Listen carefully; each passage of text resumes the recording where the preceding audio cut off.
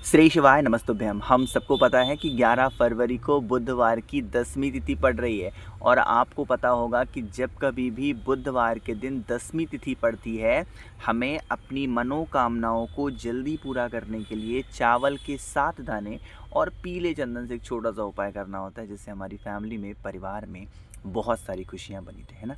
इसी की बात आज हम लोग करने वाले हैं। ध्यान रखिएगा, आज के इस दिन को हम समर्पित करते हैं नंदी बाबा को, इसीलिए आज हम यह उपाय करने वाले हैं नंदी बाबा के स्थान पर। बहुत ध्यान से मतलब बहुत ध्यान से सुनिएगा, ठीक है ना। चलो समझने की कोशिश करते हैं। स्क्रीन पर आप लोग को पीला चंदन दिखाई दे रहा है, दिख रहा है। अब यहाँ पर एक चीज़ का ध्यान रखिएगा, जब पीला चंदन की बारी आई तो मैं आपको समझा ही दूँ। पीले चंदन में अष्टगंध लिखा हुआ है। अरे लिखा है ना, बताओ जल्दी से, अष्टगंध लिखा है। तो कुछ लोग इस फोटो को देख के ऐसे कंफ्यूज होते हैं कि भैया हमको अष्टगंध नहीं मिलता, हमें डायरेक्ट पीला चंदन मिलता है। देखो, कहीं कहीं उस पीले चंदन को एक रूप दिया गया है, अष्टगंध का रूप। आप अष्टगंध भी ले सकते हो। नॉर्मल जो डार्क पीला चंदन होता है, आप उस डार्क पीले चंदन को भी ले सकते हो। मतलब कहने क्या है, जो भी प्रकार के चंदन आपको अवेलेबल वहाँ पर दिखाई देते हैं, आप चंदन को ले सकते हो, ठीक है ना। लेकिन वो चीज़ क्या होनी चाहिए, पीला होना चाहिए। आगे बढ़ें। स्क्रीन पर आप लोग को बेलपत्र दिखाई दे रही है। अब भोले बाबा का उपाय है, विशेष कामना का उपाय करना है, तो कैसे हम बेलपत्र का उपाय नहीं करेंगे, करेंगे ना। तो क्या करना है, आपको इस प्रकार से थोड़ा सा लेना होगा बेलपत्र। थोड़ा सा मतलब जितना ले सकते हो, 1 2 3, यानी कम से कम तो 1 लेने हैं, ठीक।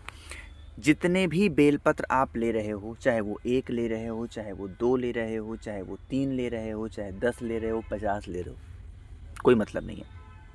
आपको उन सभी बेलपत्र पर, चाहे 1 लिए हो तो भी आपको कोई दिक्कत नहीं है ना, उस बड़े वाले पत्ते पे जो भी पीला चंदन लिया है, चाहे अष्टगंध लिया या फिर जो कुछ भी लिया है, उसका लेपन ऐसे करेंगे, ठीक है ना।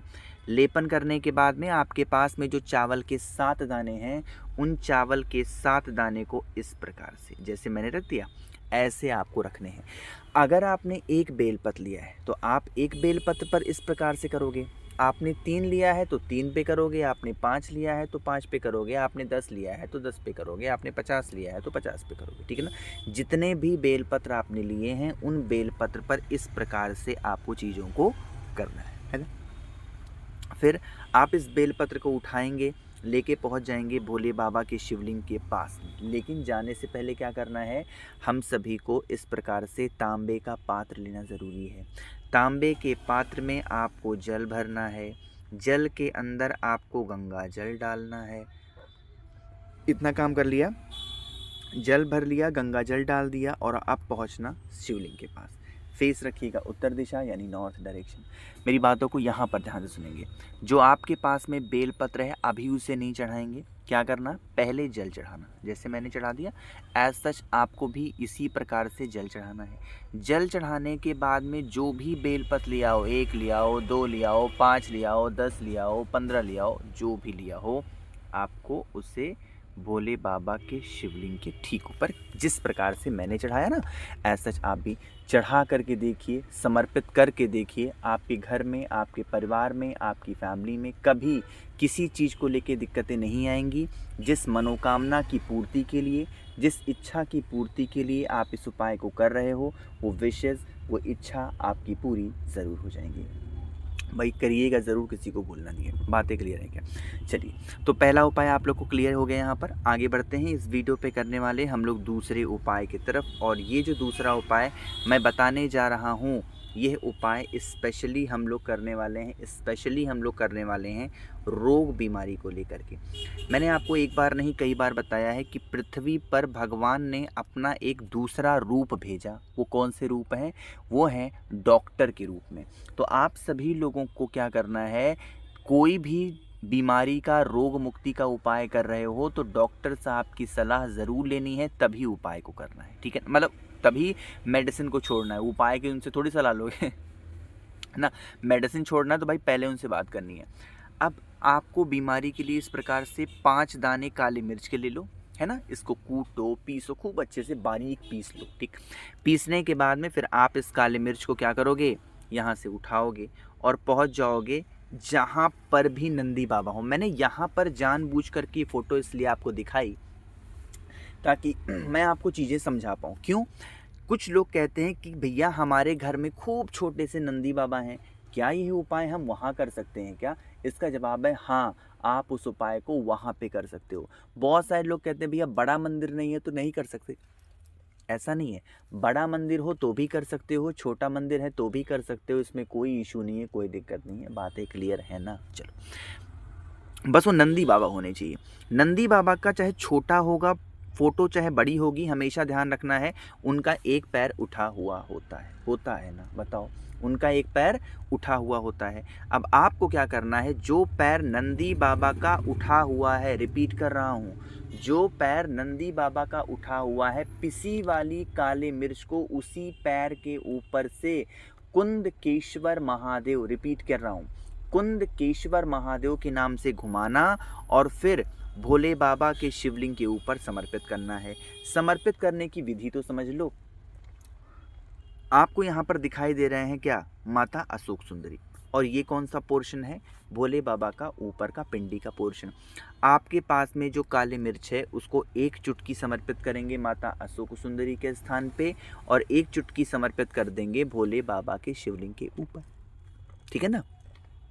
इन दोनों स्थानों पर समर्पित करिएगा, विनती करिएगा, प्रार्थना करिएगा कि हे शिव शंभु, हे भोलेनाथ, आप हमारे घर में इस प्रकार से रोग है, बीमारी है, प्रॉब्लम है, समस्या है जो कि दूर नहीं हो पा रही है, जो कि ख़त्म नहीं हो पा रही है, आप हमारे घर से, परिवार से इन सभी समस्याओं को दूर करें। ऐसे विनती और प्रार्थना करके देखिएगा, आपके घर में कभी बीमारियां प्रवेश नहीं कर पाएंगी। ठीक है ना?